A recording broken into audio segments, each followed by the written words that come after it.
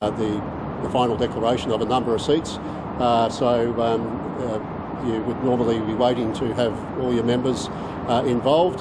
You then set about determining who is the leader of each party. That's the first order of business in every political party. There's a complete spill of positions within the National Party at least, and a fresh election for each of those positions of leadership. So until we settle those matters, there can't be any discussions, but I'm sure that people within the parties are talking together about how we can best work together in 2025 through to 2029. Well, we're expecting, I think, it to be the week of the 24th.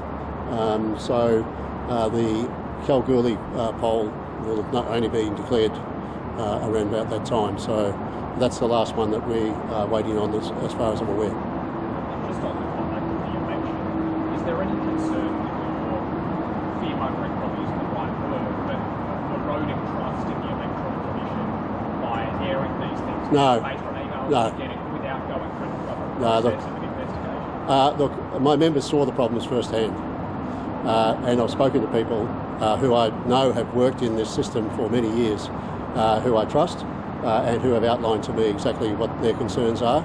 These are not just complaints from people who are unknowing about what's going on. These are often complaints from people working in the system itself who have had long experience working in elections.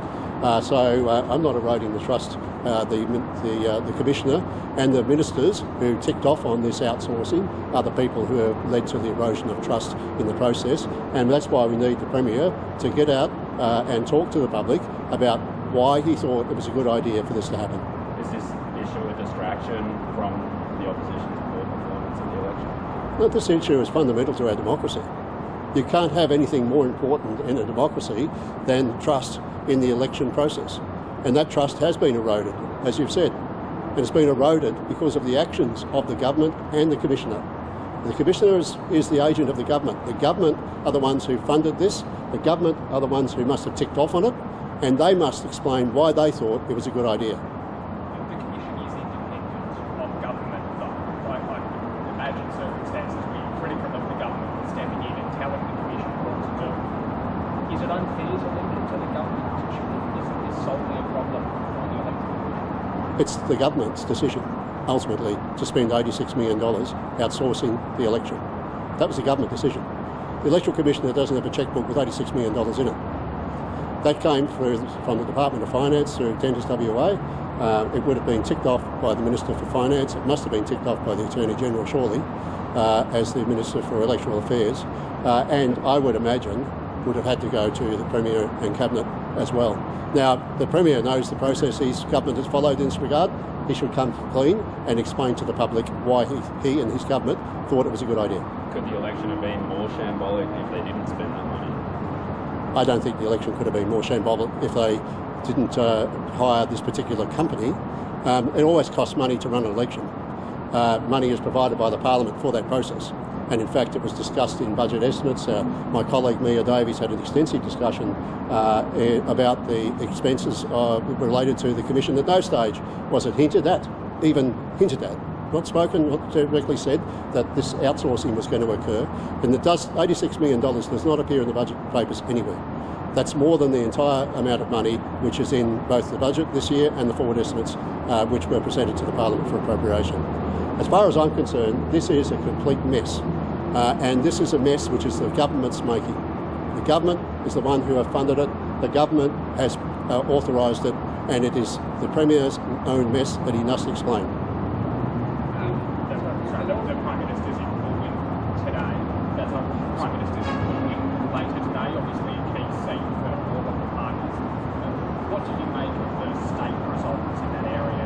Does it give you a bit of confidence in how Mia Davies is going to go out there? Look, you're going to have to repeat that, Ken. I'm sorry. Yeah.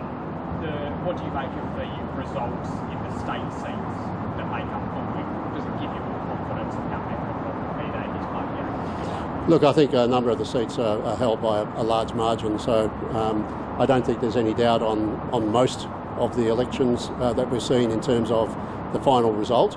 If something in the order of 10 or 20% is probably unlikely to be affected by what we've seen. But sometimes in three-cornered contests, what happens is that a few votes can make a big difference as to who ends up in the final two-party preferred vote, and therefore could materially affect the result of the election. And also, of course, in those very close contests like we're seeing in Fremantle. And I'm sure that the court processes will be very busy as people seek to get to the bottom of whether or not they've been treated fairly by the election process. On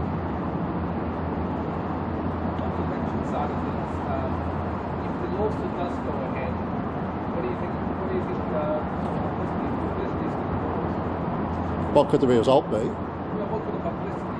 Well, that'll be up to the court to determine. And do you believe that they'll cast a lot of doubt in the No, look, I've got a lot of traffic behind me, and you're way back there, and you're not speaking very loudly. So, yeah. A lot of our viewers are basically having a little conspiracy response following your press conference yesterday. So you don't believe that it's going to undermine the whole trust in the election system? No, look, I'm not invoking any conspiracy theories or anything here. I think we've just had a very bad administrative decision being made, a government decision which has been very bad, and it's led to a shambolic outcome for our state in this election. Simple as that. I don't think there's any conspiracy behind that. I think it's just a poor action and poor decision making by the government of the day. I just want to ask one before I finish.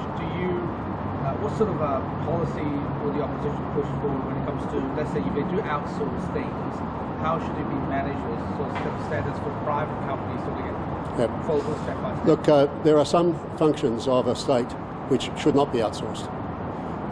Running of an election should not be outsourced. Running of courts should not be outsourced. Running a police service should not be outsourced. The fundamental pillars of our society are matters for government and government alone to be conducted.